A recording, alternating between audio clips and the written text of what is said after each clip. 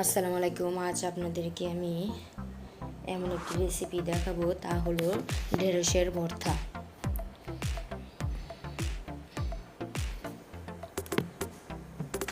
ঢেঁড়সের ভর্তা অনেক খেতে সুস্বাদু।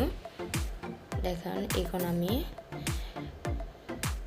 কড়ার মধ্যে ঢেঁড়সগুলো দিয়ে দিব।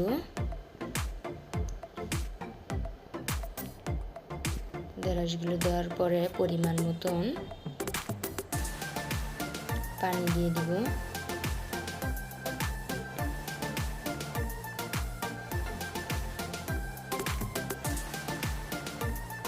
তারপর কয়েকটা কাঁচামরিচ দিয়ে দিব, সাথে পেঁয়াজ দিয়ে দিব।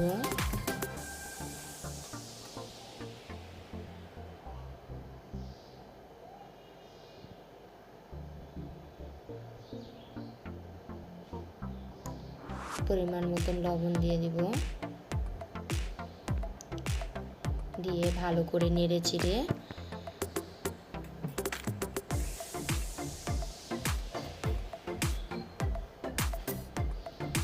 ভালো করে সিদ্ধ করতে হবে। ঢেঁড়সগুলো ভালো করে সিদ্ধ করে নেড়ে চেড়ে দিয়ে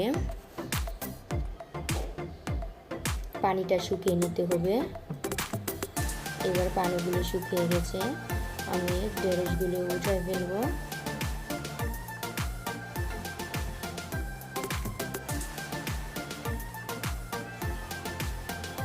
ঢেঁড়সগুলো উঠাইয়া সাথে দুটো মরিচ দিয়ে দিব, লাল মরিচ বেটে নিব। তারপর সবগুলো দিয়ে কাঁচামরিচগুলি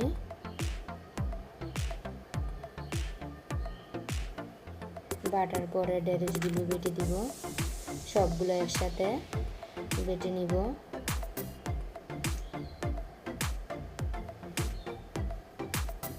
ঢেঁড়সের ভর্তা দিয়ে ভাত খেতে অনেক মজা লাগে।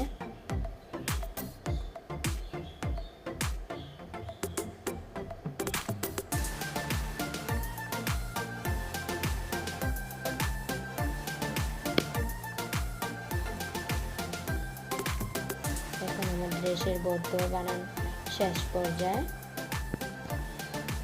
বাটা হয়ে গেছে আর অল্প পরিমাণ রয়েছে। এই যে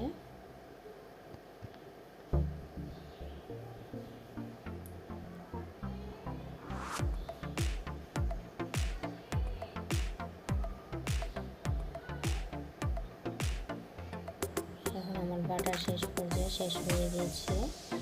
ঢেঁড়সের ভর্তাগুলো এখন আমি হাত দিয়ে ভালো করে মিক্স করে নিব। এই যে আমার ঢেঁড়সের ভর্তা বানান শেষ।